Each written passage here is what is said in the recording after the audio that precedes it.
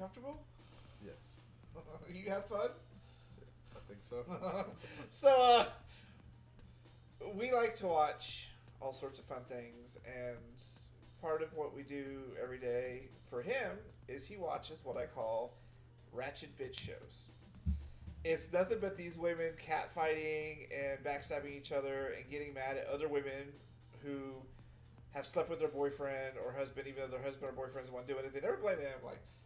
Like Love and Hip Hop, Love and Medicine. That's my shit. Married to Medicine. And all these other ones. And they're fun to watch. I could not tell you who the fuck is who because I just like watching when they go crazy cat fight. It used to be the way I watched Jerry Springer back in the And day. I'm not good. What is like, girl? Did you see what Monique was up to last night? I keep up. So the best way for Phil to keep up with this is he got Discovery Plus, which is Paramount an app. Plus. No. They're all on Paramount Plus. Discovery Plus is where we've got our 90-day shows. Oh, yes, like the 90-day shows. So he has these apps to watch these things, and I want to talk about Discovery Plus because, one, I didn't know it was a thing until he got it, and two, within 10 hours of him having it, he had 67 shows in his queue.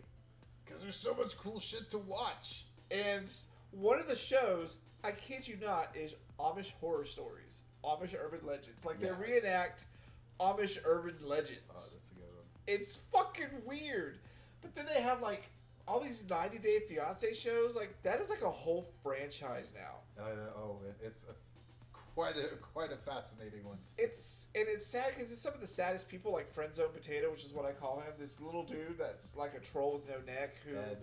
Ed, who he was in what 90 Day Single Life when we watched, and he's like a friend zone, but he looks like a potato and he's stuck in the friend zone because he fucks everything up. Like, these shows are epically made, but he has like everything on this app to watch, and it's all trashy TV.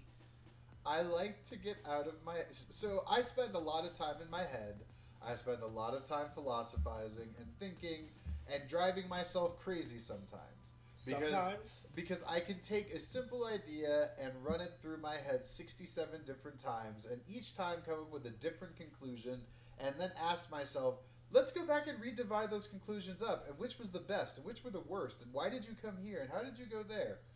Or I can put on Love and Hip Hop and watch someone say bitch and throw a glass of champagne, and I'm like, okay, let's see this shit get started. And he's learned...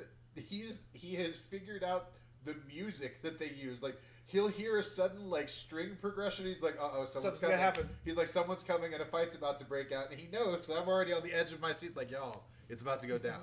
She just walked in and she got that look on her face. It's hilarious. And they've got like all those cooking shows. Like, he just binge watches like seasons of this stuff, and I'm like, really? Go in the kitchen and actually cook, because you are the cook between the two of us. I get ideas from them when they cook. I watch. I like watching some cooking shows, but I mean the cooking shows are interesting. I like the competition cooking shows better, but I rely on those, y'all, because I can't be the only person who gets so tired of going to the internet for a recipe and having to hear about how somebody's great-grandmother murdered a cow and stole the secret recipe from their udder and passed it down through the generations, and you're getting the secret glimpse into it on their internet page. So if you want to read the recipe, you have to read their 75-page novella getting you to it. That irritates the ever-loving shit out of me. If I want to see a recipe, I'm going to go look for a recipe. If I want your life story, I'll go find the biography. But that's not what I went looking for. Just tell me how to make the goddamn pasta sauce.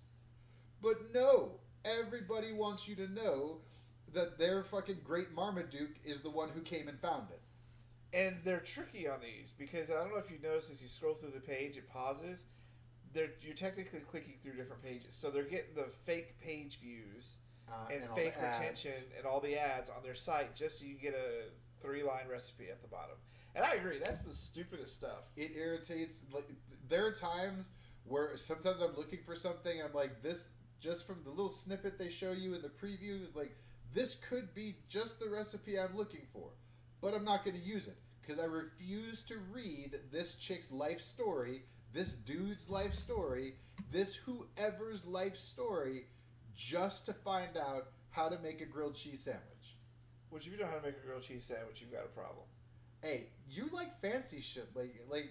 I can't have cheese anymore, so I can't like the fancy shit. I know, but if I had told you back in the day, like, look, I found a recipe for balsamic pears in a grilled cheese sandwich, you would have made me make balsamic pears in a grilled cheese sandwich, which to me sounds horrifying, and I know to you sounds delicious. No, that shit was delicious. I've actually had pear and grilled cheese before. It's amazing. That's me. So yeah, his TV tastes have gone more to the trashy side. I like it. Like, you'll just hear random fights in the other room. I was like, yeah, he's watching some Ratchet Bitch show. He'll hear someone yell bitch, and he knows the song. Yeah, I'll come home, and he'll be sitting in the chair watching Ratchet Bitch shows. But, y'all, he can't help himself either when they're good. Like, there was one fight we were watching where there's this chick sitting across the table, and she keeps telling the other girl, don't go there with me. Don't go there with me. Don't go there with me. And the chick keeps doing it. So she reaches across the table, grabs her by the wig, and pulls her face down into the table. And Gavin loved it. I don't even give a shit. He may not watch the rest of the shows with me, but when the fights come on, it's like Jerry Springer. Y'all, you remember in basketball? I loved Jerry Springer. Remember in basketball where they're doing shots watching Jerry Springer? Gavin comes running when he hears that kind of fight. Like, waiting to see that shit happen. Yeah, he has them all lined up so I can just watch them. And there are days where I'll remember where the fight was and pause it, and I'll be like, I'm going to wait till he gets home. He needs to see this one. It was a good one. Somebody lost a wig in this one. He needs to see. They're always losing their weaves and wigs now. And that's the first thing they do is they snatch that hair right off their head and then they start swinging it around like a prize. I love it. I can't get enough, y'all. I love it.